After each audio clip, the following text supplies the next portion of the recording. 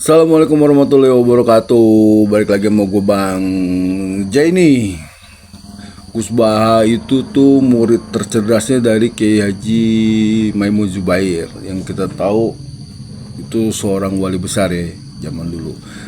Dan waktu itu tuh Gus Baha itu tuh pernah bikin statement ya, kalau nanti suatu saat dia meninggal, mau meninggal dalam keadaan tidak terkenal. Dan kalau dia meninggal itu tuh, kalau bisa santri-santrinya ntar nggak usah dikasih tahu. Mungkin karena Gus Baha ini terlalu cerdas dan terlalu pinter, akhirnya tuh doa-doanya tuh dikabulin sama Allah gitu. Jadi santrinya Mbak Maimun yang paling cerdas itu Gus Baha. Tapi kan kalau santrinya Kiai yang lain kan lebih superior lagi, kan lebih cerdas lagi, lebih canggih lagi ilmunya gitu loh. Gitu ya. Nah, Gus Baha itu tuh bikin statement itu tuh yang menyesatkan umat, bener-bener menyesatkan umat. 4 statementnya Gus Baha itu tuh akhirnya dikulitin sama Gus Aziz Jajuli. Ya, gue bacain ya. Menurut Gus Baha, keturunan Rasulullah itu yang pertama masuk ke kota Yaman itu adalah Ahmad bin Isa al-Muhajir. Ya, akhirnya itu dibantah dan sama Gus Aziz Jajuli. Dan Ahmad bin Isa itu tuh nggak bergelar al-Muhajir, jadi gelarnya itu tuh Ahmad al-Abah, Ahmad yang hijrah ke timur, rasa nggak Ahmad an-Nafaq, Ahmad penjual minyak tanah gitu loh. Zuriat Nabi yang pertama masuk Yaman itu tuh menurut manuskrip itu tuh 200 tahun setelah hijrahnya Nabi, yaitu Yahya bin Husain dari jalur Al-Hasani. Terus Hadramaut banyak orang mati, makanya diganti jadi namanya Yaman. Dari tahun Jebot tuh dari zaman dulu tuh itu di kitab Taurat itu udah ditulis namanya itu Hadramayit, hadirnya mayat gitu. Jadi kota kematian lah di situ tuh dari zaman Taurat. Nah, sampai zaman sekarang Hadramaut ya tetap aja jadi Hadramaut. Di situ tuh ada kota yang namanya Tarim gitu. Jadi kalau misalnya Indonesia itu Yaman, Hadramaut itu tuh kayak Bandungnya gitu loh. Ngerti kan sampai sini kan? Jadi bukan Hadramaut diganti Yaman, bukan. Jadi dari sini aja tuh logika berpikirnya Gus Baha itu tuh udah salah ya gitu. Terus 3, Wali Songo itu dari jalur Basaiban. Udah belarakan lah di mana-mana itu udah dijelasin nih bahwa Wali Songo itu adalah jalurnya itu tuh Syekh Abdul Qadir Al-Jilani, yang kebanyakan itu dari Samudra Pasai, itu dari daerah Aceh gitu. Dan itu udah terkonfirmasi secara manuskrip dan yang lain-lain sebagainya. Keempat, ziarah ke makam Nabi Hud sebenarnya ruatan gitu, karena banyak yang meninggal di Hadramaut gitu. Jadi ini dia dapat referensi dari mana, terus ngomong begini tuh kitabnya apa segala macam. Gue juga nggak ngerti ya ini, soalnya ini bener-bener sesat dan menyesatkan gitu. Nah, ini tuh Gus Aziz Jajuli tuh kiai muda yang cerdas, pinter dan berpikiran kritis, komprehensif dan bijaksana, dan kata-katanya itu mengandung anggukan universal bagi yang mendengarkannya gitu. Akhirnya tuh mereferensikan Gus Baha itu tuh untuk baca kitab yang direferensiin. Kitabnya gue juga bingung ngomongnya tuh ya, pokoknya lu tonton aja lah tuh channelnya Gus Aziz Jajuli tuh, keren banget gitu ya.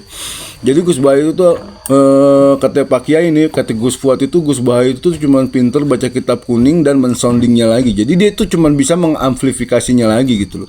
Cuman kalau misalnya untuk dia beristihad apa segala macam, ya dia kan nggak kuliah ya. Jadi emang beda ya, cara pemikiran orang yang udah kuliah sama orang yang nggak pernah kuliah tuh beda gitu ya. Kalau di kuliah itu tuh ada tuh profesor keren tuh ya di Jakarta tuh ya, rektor salah satu universitas terkeren se-Indonesia, dan rektor paling cantik juga ya, namanya Profesor Dr. Si Astuti Indriati tuh ngomong tuh ke anak gue, Sultan, kamu itu sekolah harus tinggi. Kalau kamu sekolahnya tinggi, kamu itu nanti bisa cerdas. Dan udah gitu tuh cara berpikir kamu tuh nggak sporadis. Cara berpikir kamu tuh struktur dan kritis gitu loh.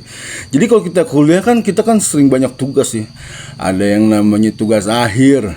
Terus kita kenal sama yang namanya metode penelitian. Terus trial and error, inilah itulah apalah segala macam gitu. Jadi kalau misalnya ada satu kesimpulan, kita cek dulu ini kesimpulannya ini bener apa kagak nih. Ini rumus yang dijalani bener apa kagak nih. Ini tragedi-tragedi yang menimpa kesimpulan ini nih bersifat empiris apa kagak nih. Gila ya, gue kayaknya ngomongnya cerdas banget nih hari ini. Ya, karena gue tuh ngefans banget sama Gus Baha. Dan kayaknya nih Allah ini nih lagi sayang sama Gus Baha. Jadi doa-doanya Gus Baha itu bakalan terkabul gitu ya. Bahwa Gus Baha itu nanti di akhir hidupnya itu pengen gak jadi orang terkenal, pengen kematiannya itu gak diketahui sama santri-santrinya. Makanya ini Allah lagi mengabulkan lah. Mungkin karena Gus Baha ini orangnya terlalu baik, akhirnya Allah mengabulkan ya.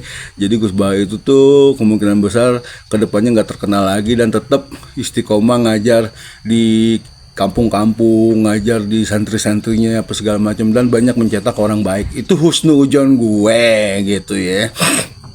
Kan gini ya, orang pinter, profesor, orang biasa apa segala macam. Karena Gus Baha ini kalau menurut gue tuh pinter secara intelektual dan pinter secara spiritual gitu.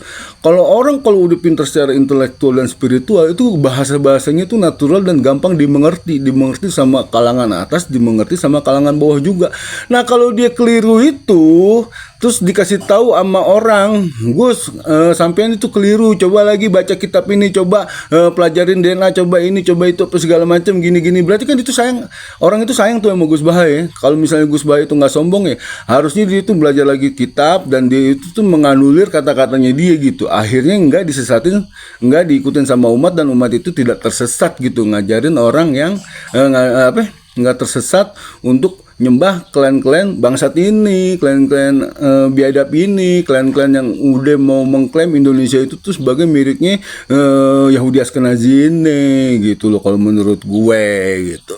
Jadi emang untuk kasus Gus Baha nih, gue juga terima kasih nih, gara-gara Gus Baha ini banyak tuh yang sembuh tuh, kayak Sofyan As-Sauri, siapa apa segala macam, dari pemahamannya radikal tuh jadi ke NU kultural gitu. Cuma karena dia deket sama Habib apa segala macam, ya jadi kayak begini deh gitu.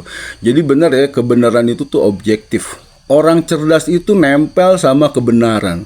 Tapi kalau orang licik itu tuh pasti kontra dengan kebenaran gitu. Jadi siapapun yang ngomongin kebenaran berarti dia itu cerdas. Siapapun yang nolak kebenaran berarti dia itu licik. Licik itu lawannya cerdas gitu. Sama-sama punya akal. Yang satu bulus, yang satu untuk berguna bagi umat gitu loh kalau menurut gue gitu.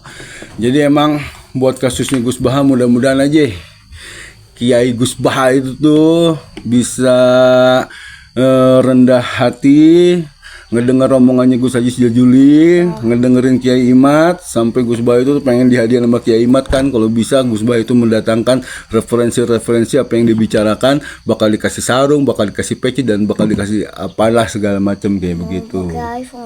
Pakai sayang, pakai. Gitu ceritanya. Jadi nah kalau kita mengadu domba umat apa segala macam, sebenarnya gini ya, persatuan itu tuh bisa terjadi kalau ada public enemy itu yang paling kuat banget. Sekarang public enemy itu tuh habaib, Yahudi Ashkenazi. Saat-saatnya kita bersatu yang sekarang untuk ngelawan ini, ngelawan klan-klan yang pengen mengokupasi spiritualnya Indonesia, mengokupasi negara Indonesia, dan dia pengen hidup sewenang-wenangnya di negara kita. Kita jadi harus bersatu untuk melawan klan-klan bangsat ini. Ada seorang filsuf terkenal tuh ya, bikin kata-kata tuh kayak gini. Kuatnya hafalan ternyata bukan menjadi indikasi kecerdasan seseorang. Seseorang dikatakan cerdas itu harus mempunyai pemikiran yang kritis, mencakup logika, keobjektifan, keindependenan berpikir, komprehensif, kreatif, dan mampu menyajikan argumentasi yang bisa membuat orang melakukan anggukan kebenaran universal. Sekali-sekali pakai bahasa akademik biar nggak kelihatan culun. Kalau di agama gue namanya ilmu mantek, metodologi cara mencari kebenaran. M. Zaine Arman ST bersubsidi. Ya ini mah gua. Nah abis vlog ini nih gue pengen mengkomentari tuh, ada orang Kristen nekat tuh yang cerdas tuh di daerah timur tuh, namanya Mas Kristianto Oni tuh ya. Wah itu gila, keren banget ya. Walaupun dia Kristen tapi rasa nasionalisnya tuh wah gue juga kalah tuh sama dia. Ya udah gitu ya dari gue Bang Jenny. Assalamualaikum warahmatullahi wabarakatuh.